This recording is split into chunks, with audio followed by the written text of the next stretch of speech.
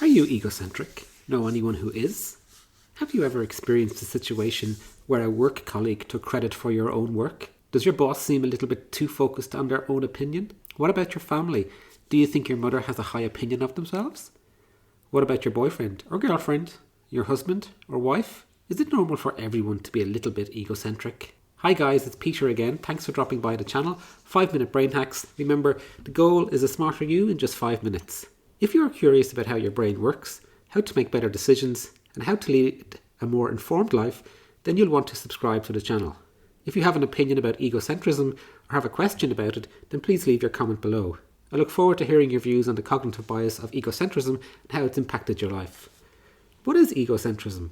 What is it to be called egocentric? The term egocentric bias was first coined in 1980 by Anthony Greenwald, a psychologist at Ohio State University. He described it as the phenomenon in which people skewed their beliefs so that what they recall from their memory or what they initially understood to have happened is different from what actually happened. The definition of being egocentric and displaying this trait is that humans tend to rely too heavily on their own perspective and or have a higher opinion of themselves versus the reality of any given situation. So what causes you to have an egocentric outlook? Remember that this is a cognitive bias within us all. When it comes to your own direct experiences, your own personal ideas and unique beliefs, these are all recalled more easily when they match your own view of what happened. You don't remember events objectively, you remember them subjectively. Essentially, an egocentric person has the inability to understand that the opinion or view of another person might be different from their own. As we're talking about a cognitive bias here, the actions of the egocentric person are not necessarily deliberate. It's a natural bias at play and one that we all have and display to some degree. Let's look at a couple of examples to see how egocentrism plays out in the real world. Let's look at the example of relationships. Perhaps you have a boyfriend or girlfriend, a husband or wife, or even your mother who you suspect of being a bit egocentric. What traits would they be over-displaying if this cognitive bias of egocentrism was at play? Well, they may be ignoring your point of view, not valuing your opinion. This would make you feel lonely in the relationship, making you seem invisible and not valued. Decisions that should be made jointly are made by one person only, and any plans for the future are made with only one person in mind. If you come to this person seeking emotional comfort, they may seem distant or uninterested.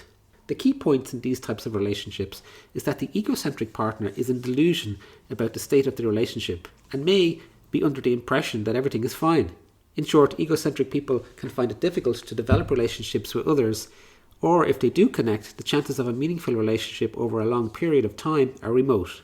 A person who is egocentric struggles to empathise with another person and finds it hard to see a point of view that is different from their own. Let's look at another example. A common example arises when people are asked to explain how much credit should be given to each person in a collaborative project. Daniel Schnattner, a psychology professor at Harvard University, considers egocentric bias as one of the 7 sins of memory and essentially reflects the prominent role played by the self when encoding and retrieving episodic memories. As such, people often feel that their contributions to a collaborative project are greater than those of other members, since people tend to focus more on how much they have done. What are some of the most common egocentric traits? It is common for most people to have some level of egocentrism. Research has shown that adults tend to have egocentric shortcomings in the following ways. The spotlight effect, when people overestimate how much others are noticing their presence or behaviours. We may walk into a room and feel like people are watching our every move. In reality, they are casually interacting with other people and may not notice us at all. Illusion of transparency, when people feel that others can clearly see their emotional state in any given experience. For example, we might think that others can see how anxious we feel when we are giving a presentation at work. Curse of knowledge, when those who are experts in their fields tend to talk above people around them on that topic.